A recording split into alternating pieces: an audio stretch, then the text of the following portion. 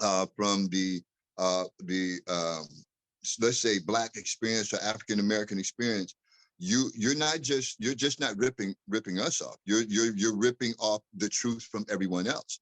In there, that was one of the things what I like when his first quote, the process of washing disparate tribes white, the elevation of the belief in being white was not achieved through wine tasting and ice cream socials, but rather through the pillaging of life, liberty, labor, and land.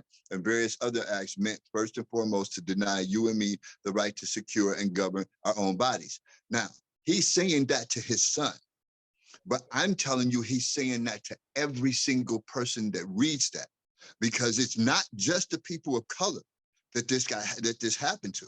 There are many people, there are many people that if you ask them, many people that identify white, if you ask them, why do you call yourself white? They can't begin to give you a ground sense of that, because they've been that all their life. There's been no cultural thing that's been tied to that. That's just been their placement in life.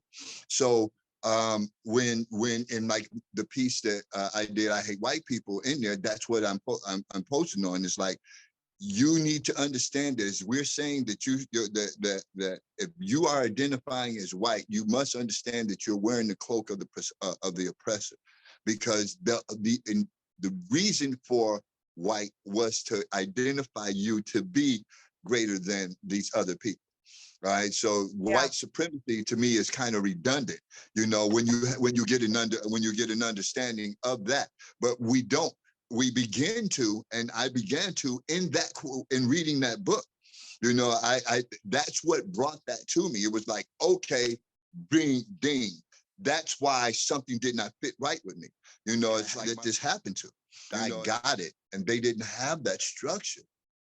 That you got what they were saying with one word, and stuff. And saying that I saw a lot of things outside, trees, dot, bushes, dot.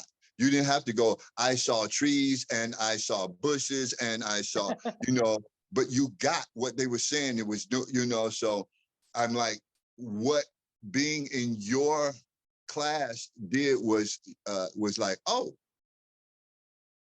somebody will receive me talking like this. Somebody will get it, like this.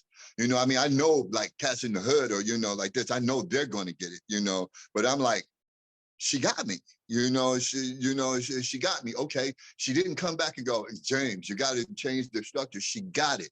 Okay. Maybe I can express myself more freely. So it went into my writing. So as I went into my writing my scripts and stuff for different videos and things, I began to find a stronger voice.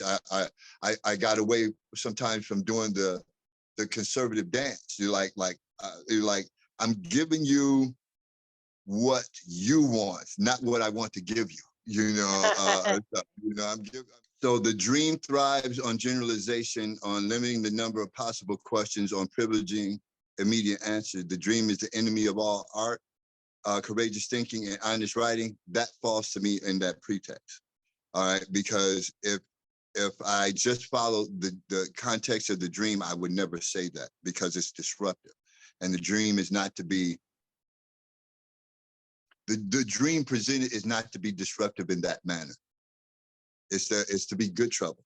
You know what? I'm not going to say the dream doesn't recognize history. I think it's a conformist idea. We know what the history is, but let's just move on from it.